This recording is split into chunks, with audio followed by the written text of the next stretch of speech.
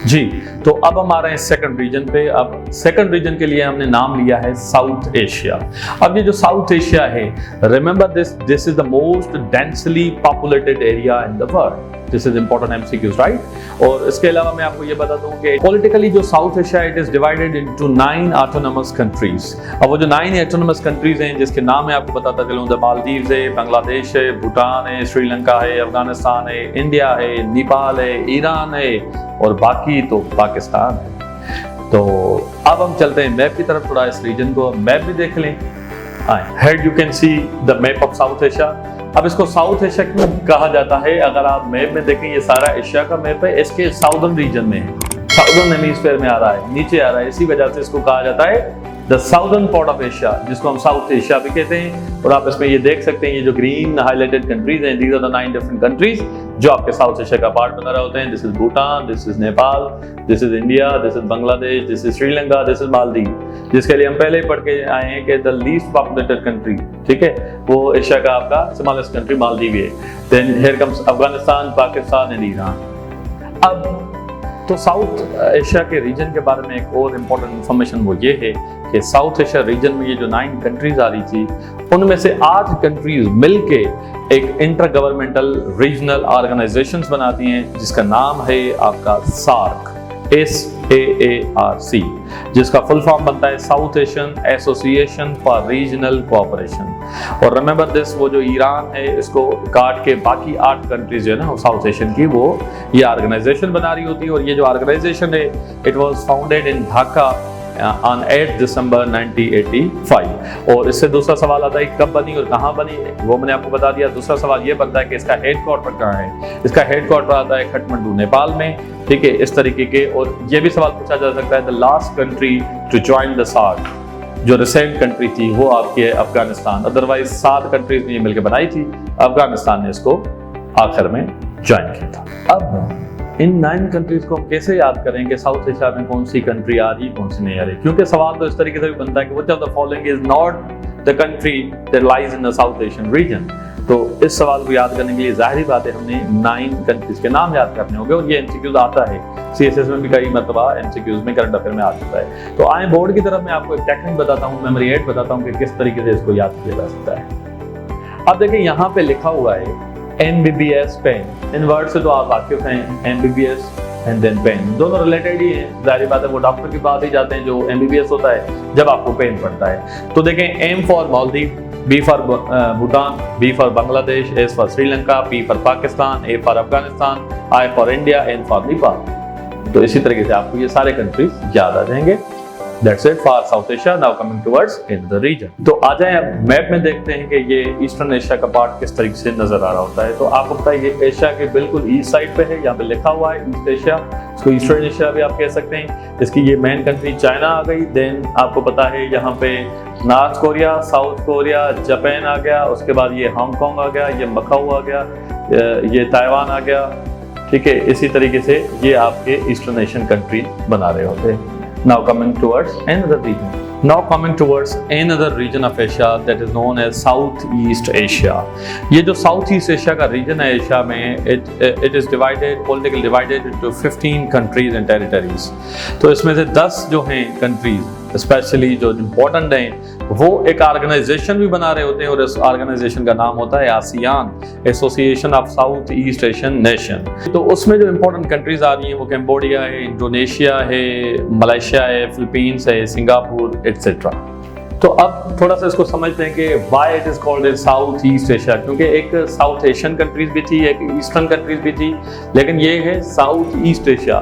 तो आप देखें जो ईस्टर्न एशिया कंट्रीज थी वो यहाँ पे थे ईस्ट के, लेकिन ये ईस्ट और साउथ के बीच में जो कंट्रीज आ रही होती हैं, साउदर्न रीजन में भी होती हैं और ईस्टर्न साइड भी होती हैं, ठीक है। इसी वजह से इसको कहा जाता है साउथ ईस्ट एशियन कंट्रीज, ठीक है। अब इसको हम थोड़ा सा मैप में ऊपर जाके देखते हैं स्क्रीन पे। ये देखें आपका साउथ ईस्ट एशियन का मैप है, जिसमें आप देखते हैं कि यहाँ पे ईस्ट आता है, लेकिन ये ईस्ट के साउदर्न साइड होते हैं, इस वजह से इसको साउथ ईस्ट एशिया कहता है। आप ये देख सकते हैं, ये फिलीपींस है, ये मलेशिया है, ये इंडोनेशिया है, ठीक है। इसी तरीके से ये थाईलैंड है, वियतनाम है, और ये सारी कंट्रीज जो है आपकी साउथ ईस्ट एशिया कहलाती हैं। अब अगर आपसे कोई पूछे कि एशिया का वो कौन सा रीजन है जो इक्वेटर के बोथ साइड्स पे आता है, तो ज़रूर आप सोचेंगे कि ये कौन सा सवाल है, क्योंकि आपने कभी इस पर गौर नहीं किया होगा। तो एशिया के बाकी जितने रीजन्स हैं उनमें से साउथ ईस्ट एशिया रीजन ऐसा है जो इक्वेटर के दोनों साइड आता है। अब इस बात को समझाने के लिए हम चलते हैं बोर्ड पे। अब देखें, ये अर्थ का हमने एक सिंपल फॉर्म शेप बनाया है। इस शेप में अगर आप देखेंगे, ये जो लाइन होती है इसको हम 0 डिग्री लैटिट्यूड भी कहते हैं और इसको हम इक्वेटर भी कहते हैं, ठीक है। ये साइंस में एमसीक्यूज हमेशा रिपीट होता है कि इक्वेटर कौन सी डिग्री पे होता है, तो आपने याद करना होता है 0 डिग्री लैटिट्यूड। और ऑप्शन में 0 डिग्री लॉन्गिट्यूड भी आता है, जो यहाँ से साउथ से नॉर्थ पोल स्टार्ट होता है, तो आपने वो कंफ्यूज नहीं होना, इससे 0 डिग्री लैटिट्यूड जिसको इक्वेटर भी कहते हैं। तो ये जो साउथ ईस्ट एशियन की कंट्रीज हैं वो यहाँ पे भी फॉल कर रही होती हैं। ये ईस्टर्न साइड हो गया, क्योंकि यहाँ से अगर मैं 0 डिग्री लॉन्गिट्यूड निकालता हूँ तो ये वेस्टर्न साइड हो जाती है, ये ईस्टर्न साइड हो जाती है, तो it's on the eastern side. और साउथ ईस्ट रीजन यहाँ पे आ रहा है, तो कुछ कंट्रीज यहाँ पे आ रही होती है, कुछ यहाँ पे आ रही होती हैं, तो it's the only reason that comes on the both side of the equator. तो अब हम लास्ट रीजन पे आ रहे हैं जिसको हम वेस्टर्न एशिया और वेस्ट एशिया भी कहते हैं। और this region is politically divided into different 17 countries like Armenia, Azerbaijan, Turkey, Syria, Lebanon, Israel, Palestine, Jordan, Iraq, Oman, Yemen, Kuwait, Bahrain, Qatar, Saudi Arabia. तो आप लोगों के जहन में एक सवाल जरूर आया होगा कि सर आपने जो कंट्रीज के नाम लिए हैं उनमें से तो बहुत सारे मिडिल ईस्ट में काउंट होते हैं, तो ये मिडिल ईस्ट कौन सा रीजन है या छठा रीजन है, और आपने तो कहा ये लास्ट रीजन है। तो ये मिडिल ईस्ट क्या है, वेस्टर्न एशिया क्या है, और ये सेम कंट्रीज दोनों रीजन में किस तरीके से आती हैं। तो इस सवाल की कंफ्यूजन भी दूर कर देता हूँ, लेकिन आते हैं पहले इसको बोर्ड पे थोड़ी समझने की कोशिश करते हैं। पहले आए यहाँ पे, देखें ये हमने डायरेक्शन देखी थी, तो यहाँ वाली जो एरिया है ना, ये जो ब्लैक ब्लैक में मैंने डॉट्स बनाए हैं, ये आपकी वेस्टर्न एशिया, क्योंकि एशिया की बिल्कुल वेस्टर्न साइड पे आ रही होती हैं, इसलिए इसको कहा जाता है वेस्टर्न एशियन कंट्रीज। और इसको वेस्ट किसके वेस्ट में है, remember this for the Asian countries, जो यहाँ पे ईस्ट में फॉल करती हैं या सेंटर में फॉल कर रही हैं, उनके लिए ये वेस्टर्न साइड है एशिया की, इसी वजह से इसको कहा जाता है वेस्टर्न एशियन और वेस्ट एशियन कंट्रीज।